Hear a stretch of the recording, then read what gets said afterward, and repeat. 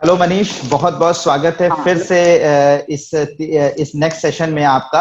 जिसमें इस सेशन में हम लोग बात करेंगे किस तरीके से बीपीएससी का इंटरव्यू फेस किया जाए, और उन लोगों के लिए स्पेशल है जो कि इस बार इंटरव्यू फेस करने जा रहे हैं ये हैं या फिर जो फ्यूचर में फेस करेंगे। तो क्या क्या बहुत ही बेसिक चीजें आप बता दीजिए कि जो लोग इंटरव्यू फेस करने जा रहे हैं, ठीक है, और साथ ही साथ क्या उन्हें करना चाहिए और क्या नहीं करना चाहिए, यानी डूज एंड डोंट्स आप बहुत ही क्विक बता दीजिए जिससे कि लोगों को इससे मदद मिल पाए। और क्योंकि आपके पास इंटरव्यूज देने का काफी एक्सपीरियंस है, साथ ही साथ आप ऑलरेडी जो है वो बिहार सेवा में ऑलरेडी इस वक्त सिलेक्टेड हैं, आप बिहार सेवा में हैं, तो आपसे ज्यादा एक्सपीरियंस किसी को नहीं होगा, क्योंकि आप उस रूम में जाकर बैठ कर आए हैं जिस रूम में एग्जैक्टली लोग इस वक्त जाने वाले हैं, वो स्टूडेंट जाने की तमन्ना रखता है, ठीक है, और वहां से सेलेक्ट होकर आए हैं, सबसे बड़ी बात है। तो बिहार सिविल सेवा में सेलेक्ट होने के बाद आपके पास एक्सपीरियंस ज्यादा है, तो उस एक्सपीरियंस को आप शेयर कीजिए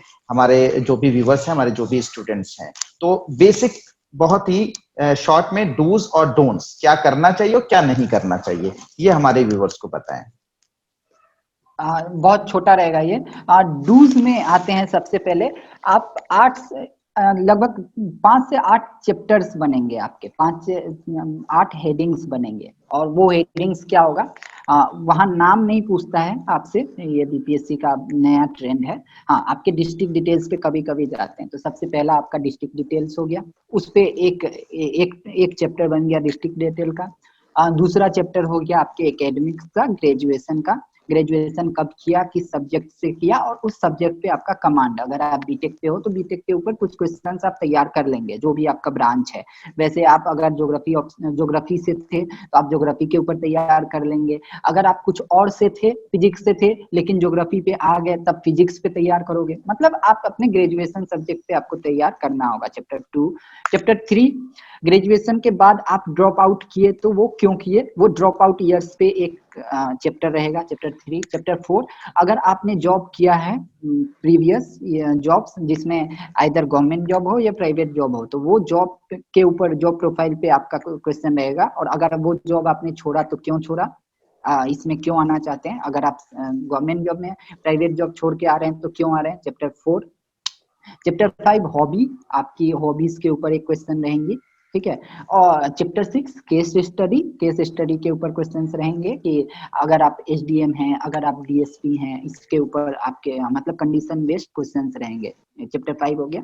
चैप्टर 6, 7, 8 सब्जेक्ट रिलेटेड, कि मान लीजिए कि आपका ग्रेजुएशन कुछ और है, मान लीजिए कि आपका ऑप्शनल कुछ और है, लेकिन वो क्वेश्चन कुछ भी पूछ सकते हैं, उनके ऊपर है। तो आप हिस्ट्री के कुछ बेसिक्स, पॉलिटी के कुछ बेसिक्स, ठीक है, ये सब आपको आने चाहिए। हिस्ट्री हो गया, पॉलिटी हो गया, करेंट अफेयर। हाँ, चैप्टर 6 हो गया था। चैप्टर 7 करेंट अफेयर्स पे आपको पढ़ के जाना होगा, जिसमें इंटरनेशनल रिलेशन अपने आप इंक्लूड हो जाएगा। और चैप्टर 8 लास्ट, जो सारे सब्जेक्ट्स का एक ऊपर ओवरव्यू होना चाहिए। अगर आप, अब मान लीजिए आप नॉर्मल स्टूडेंट है, लेकिन भी आपसे ये उम्मीद तो की जाएगी कि आप पॉलिटी के सर्टेन आर्टिकल्स आते होंगे, पॉलिटी के सर्टेन रूल्स आते होंगे, ठीक है। और वो कभी कभी पूछ देते हैं, मेरा ग्रेजुएशन बीटेक है और मेरा ऑप्शनल ज्योग्राफी है, लेकिन उन्होंने इस बार पॉलिटी पे अच्छा खासा क्वेश्चन पूछ दिया।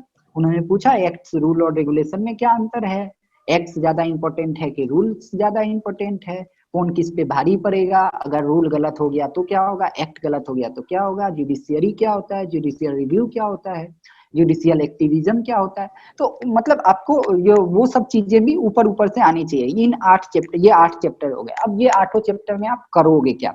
आप सबसे पहला, यदि मैं कोई एक टॉपिक लेके चलता हूँ, डिस्ट्रिक्ट डिटेल्स छोड़ दीजिए, वो तो फैक्चुअल वाली चीज हो गई, आपको फैक्ट्स पूरे याद होने चाहिए अपने डिस्ट्रिक्ट के।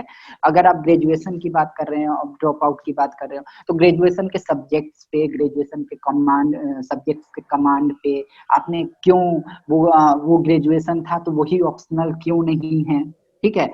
और आपके ग्रेजुएशन का उसमें यूटिलाइजेशन क्या है एडमिनिस्ट्रेशन में।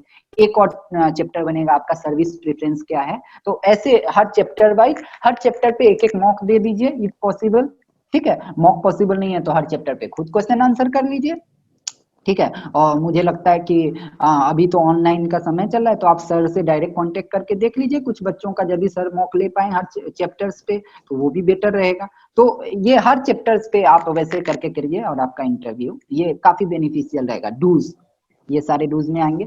डॉन्स में तो जो सभी लोग आपको बताएंगे कि घबराना नहीं है अंदर जाके, लेकिन आप घबराहट होती है, डर होती है, तो घबराना नहीं है। वहां जाके आप गुड मॉर्निंग, गुड इवनिंग या प्रणाम कीजिए। और बिहार है और मैं एडमिनिस्ट्रेशन में रह के इतना सीखा हूँ कि आप प्रणाम ही कीजिए, वो ज्यादा इम्पैक्ट जाता है यहाँ आप गुड मॉर्निंग और गुड इवनिंग के कंपेरिजन में। तो वहां जाके प्रणाम सर बोलिए और वहां बैठिए आराम से। कुछ भी पूछेंगे तो मतलब कॉन्फिडेंट में ये भी नहीं कि आंख से आंख मिला के आप बहस किए जा रहे हो, थोड़ा डर के भी दिखाना है कि उसको लगना है, मतलब है ना कि आप स्मार्टली प्ले कर रहे हो, कि आप डर भी रहे हो लेकिन जवाब भी दे रहे हो, जान भी रहे हो लेकिन नहीं भी जान रहे हो। ऐसे अपने आप को थोड़ा सा कंफ्यूज करके हंसते हुए बोल के निकल जाओ। जैसे मुझे याद है ये चीज सलीम सर क्लासरूम में कहा करते थे कि वहां उसको इतने प्यार से बोलो कि वो हंसने लगे और अपने आप। जैसे इसी बार हुआ, उन्होंने पूछा कि मुझे मैं छोटा सा इंसिडेंट है शेयर कर देता हूँ कि आप लोक नृत्य के बारे में बताइए। तो लोक नृत्य का मुझे, मैं यूट्यूब के क्लिप्स देखता था, उसमें कोई एक आईएएस अधिकारी हैं, वो राजस्थान की थी, तो उन्होंने घूमर बोला था, तो मुझे याद आ गया। तो मैंने कहा सर घूमर डांस है राजस्थान का बहुत फेमस। तो कहा कि अच्छा अच्छा बिहार की तरफ आओ, उधर राजस्थान तो ठीक है, बिहार का बताओ एक। अब मुझे याद आए ना, उस समय चौंक गया, लेकिन एक याद था कि मतलब अब उसको लेना नहीं था नाम, लेकिन अब मुझे याद आ गया कि लोग ये लौंडा नृत्य सब जानते हैं, जिसमें लड़के लड़कियों की ड्रेस पहन के बिहार में डांस करते हैं। अब मुझे वो याद आ जाए तो अब मैं क्या करूं, मैंने चुपचाप बोला सर एक बहुत ही फेमस है, मैंने किताबों में पढ़ा है लौंडा नृत्य डांस। सभी लोग हंसने लगे काफी जोर से, तो कह रहे हैं कि ये तो लोक नृत्य में। तो मैं बोला सर किताब में तुम्हें पढ़ा था कहीं ऐसे, बहुत कंफ्यूज होके डर डर के, कि उनको लग गया कि ये डर रहा है, लेकिन मैंने ये शायद कहीं ना कहीं टेक्निक से कहा था कि आप हंसने भी लगे और सवाल भी। तो चेयरमैन सर खुद बोलने लगे कि नहीं नहीं बंदा सही बोला है, किताब में लिखा ही रहता है बिहार का फेमस डांस है ही ये। तो फिर हमको बोले कि अरे घबराओ मत, तुम हंसा रहे हो, तुम्हारा तो हॉबी है स्टैंड अप कॉमेडी। तो ऐसे ही स्मार्टली प्ले करते जाइए, वहां पे थोड़ा कंफ्यूज भी रहिए, होंगे नहीं, लेकिन हाँ डर लगता है। पहली बार, मेरा दूसरी बार था, मैं आज भाषण दे रहा हूँ बैठ के, पहली बार में मेरी भी हालत खराब हुई थी। तो आप वैसे ही चलिए, ये डूज एंड डोंट्स रहता है और कुछ नहीं, हो जाएगा नहीं, आपके बहुत साथ। बहुत अच्छी चीज। और मुझे मुझे याद आ रहा था, मैं क्लास में ये सब चीजें बताता था कि आप किसी भी चीज को स्मार्ट प्ले करिए। ठीक है, इंटरव्यू में आप देखिए भाई 4-5 लोग आपके सामने बैठे हुए हैं और वो बहुत ही अपने अपने फील्ड के महारथी हैं, नो डाउट, लेकिन ये है कि वो भी एक इंसान है और वो भी एक बहुत ही बेहतरीन पर्सनालिटी है। और वो भी आपसे थोड़ा सा वो लाइट रहना चाहते हैं, वो बहुत ही ज्यादा आपसे कोई आपको कुछ करने नहीं जा रहे हैं। आपको लगता है कि वो शायद आपको ऐसा कह देंगे, वैसा, ऐसा कुछ नहीं होता। बहुत ही लाइट मूड में वो लोग बैठते हैं, बहुत इंजॉय करने के मूड में बैठते हैं। और साथ ही साथ अगर आप उनके सामने ऐसा स्टूडेंट जाता है तो वो उसे पसंद भी करते हैं, जो उनको थोड़ा सा लाइट कर पाए। क्योंकि देखिए बात भी यही है कि एडमिनिस्ट्रेशन में आप जा रहे हैं तो वहां पे जब अपने आप को अगर आप लाइट नहीं रख पाएंगे, आप अपने आप को हल्का नहीं रख पाएंगे, तो पूरे शहर की, पूरे गांव की, पूरे डिस्ट्रिक्ट की, पूरे स्टेट की, आपके पूरे देश की जिम्मेदारी आपके कंधों पर है। अगर आप खुद लाइट नहीं रह पाएंगे तो इतनी इतनी समस्याएं रहेंगी, उनका सोल्यूशन कैसे करेंगे। तो एक ये एटीट्यूड आपका होना चाहिए, बिल्कुल लाइट रहिए, एंजॉय, बिल्कुल एक एंजॉय करने के मूड में जाइए, अपने आप को थोड़ा सा स्ट्रांग बनाइए कि ठीक है बात करेंगे, वहां पे बात होगी। ठीक है, कुछ बातें हम मैं जहां तक समझता हूं मनीष, की अगर इंटरव्यू में घबरा कर दिया गया सही आंसर, घबरा कर दिया गया सही आंसर और खूबसूरती से मुझे लगता है घबरा के दिया गया सही आंसर से बेहतर है कि खूबसूरती से कहा गया ना। ठीक है, अगर आपको नहीं आता और आपने बहुत ही मुस्कुरा के या बहुत ही सौम्यता के साथ बहुत ही अच्छे से कह दिया कि सर मुझे नहीं पता है, तो मुझे लगता है कि आप घबरा के जो आंसर दे रहे हैं उससे बेहतर आपको मार्क्स उस ना में मिल सकते हैं। ठीक है, तो इसलिए बिल्कुल घबराइए मत, क्योंकि आपके कॉन्फिडेंस का भी टेस्ट है, आपकी आपकी पॉजिटिविटी का भी टेस्ट है, ये आपका अच्छा पर्सनालिटी टेस्ट एक है। और चीज, एक छोटी सी चीज मुझे याद आ रहा है, लोग अक्सर मॉक इंटरव्यू में या ये क्लास व्लास पे बोलते रहते हैं आप पॉइंट टू पॉइंट जवाब दीजिए, उन्होंने हम्म जो पूछा हाँ या ना।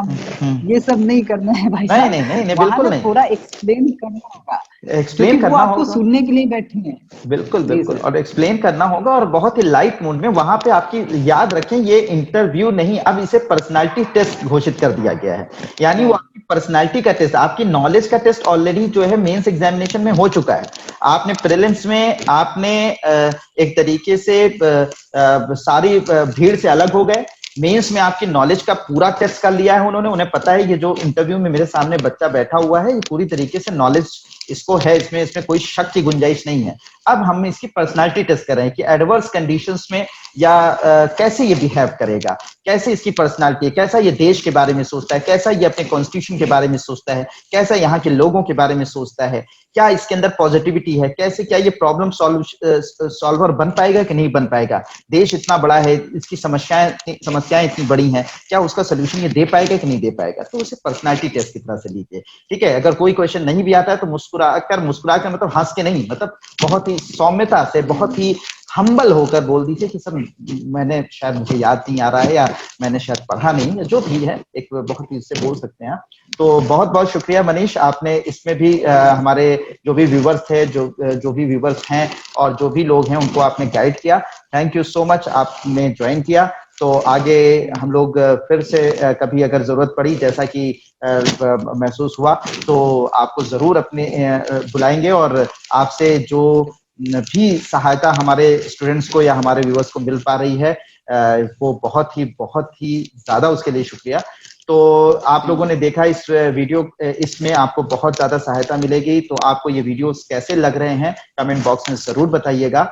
और मनीष जी के लिए जरूर थैंक्स करिएगा कि अपना बहुत ही कीमती समय निकालकर हम लोगों से ज्वाइन करते हैं, हम लोगों को ज्वाइन करते हैं। थैंक यू ऑल, आप सभी को बहुत बहुत शुक्रिया कि आप लोग इस वीडियोस को देख रहे हैं, पसंद कर रहे हैं। तो इसी तरीके से और भी वीडियोस मैं आप लोगों के लिए लाता रहूंगा। Thank you and may God bless you all.